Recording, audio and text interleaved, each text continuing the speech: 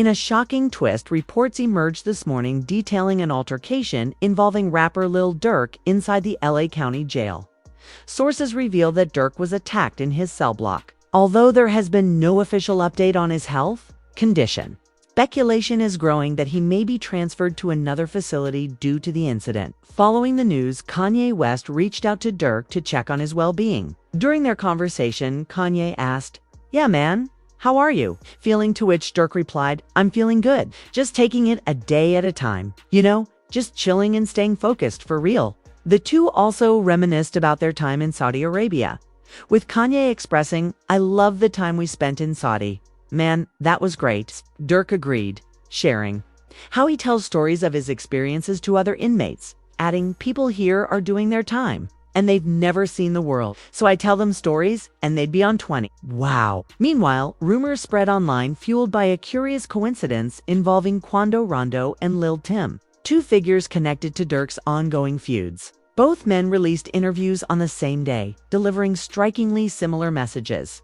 While some fans dismissed it as coincidence, others speculated that it was a deliberate move by Quando and his crew aimed at retaliation. In his interview, Lil Tim reflected on the situation, stating, "I was just protecting my little brother. When I found out it was King Von, I thought, damn, if Van hadn't done that dumb stuff, he'd still be alive. But I'm humble. Mean no disrespect to his mama." Quando shared a similar perspective but focused more on Durk's actions, saying, "Whoever is on my side, they got kids and a mama that loves them.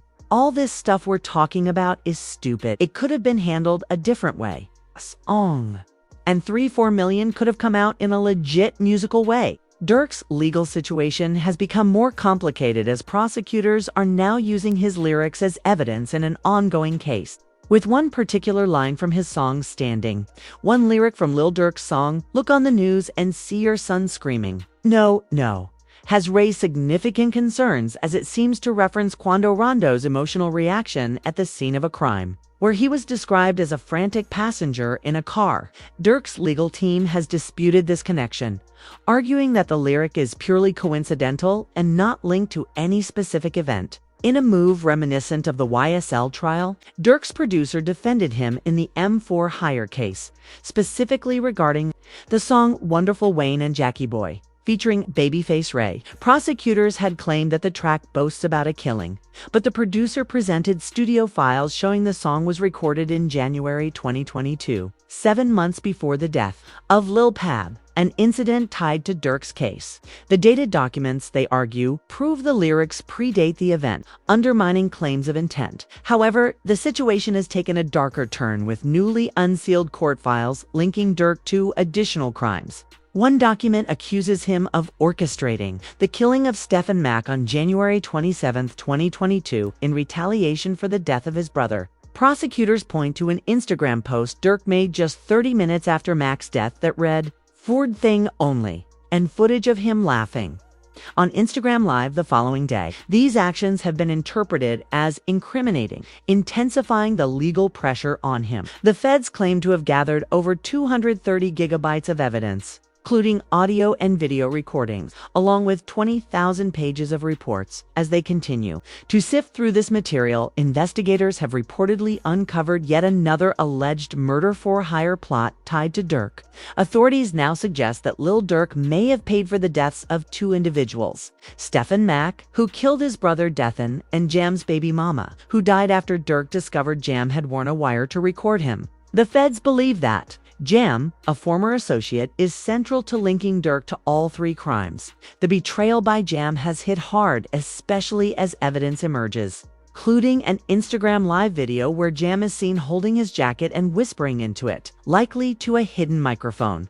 In the clip, Durk can be heard saying, "I'm not going to lie. Back in the day, all that woofing on the net got your stuff took." Just a year earlier, Durk had gifted Jam $50,000 as a welcome home gesture after his release from prison, making the revelation of Jam's alleged snitching all the more painful. Durk mocks Jam's emotional display in the video, saying, "Steady crying. Feed him in the middle, bro. I got to hold my money like this. This is too much." Months before his arrest, Durk had already become suspicious of Jam's behavior, In an interview, he revealed his sharp instincts, saying, "I see stuff from a mile away. I don't think people realize that I could have a conversation with you for 5 seconds. I know you're going to cooperate." He explained how he had tightened his circle. "Nobody is ever allowed to my house. My best friend has never been to my house for real. I just don't allow anyone around my girl and my kids because I'm a different type." It's not that we're going to have family night at Durk's house tonight.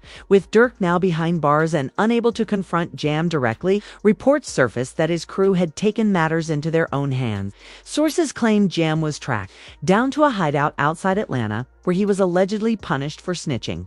A photo of the hideout where Jam had been staying later surfaced online, adding further intrigue to the ongoing investigation. Despite the producer's earlier defense regarding the timing of Durk's lyrics, prosecutors continue to use them as evidence. One particular line from Durk's music, "Tell me they got an at," is being linked to Brick Baby's claim that he would have provided Durk with Quando Rondo's location if asked. The feds argue that this could explain how Durk's crew was able to locate the group at the gas station where Lil Pab was killed. In an interview, Brick Baby hinted at this, saying, "What's wrong with giving my friend the address? If he makes the call right now, I'd give it up." Though Brick Baby remained vague, he further fueled the speculation, stating, "You can't say Durk never slid for King Von anymore because they got Lil Pab," suggesting the hit was a retaliatory act. The federal investigation into Durk began over a year ago, ignited by the suspects involved in Lil Pab's death and their connections to Durk. Old footage surfaced showing King Von shopping with these individuals, revealing a clear history and a potential motive for revenge. Music commentator academics pieced together a chilling timeline.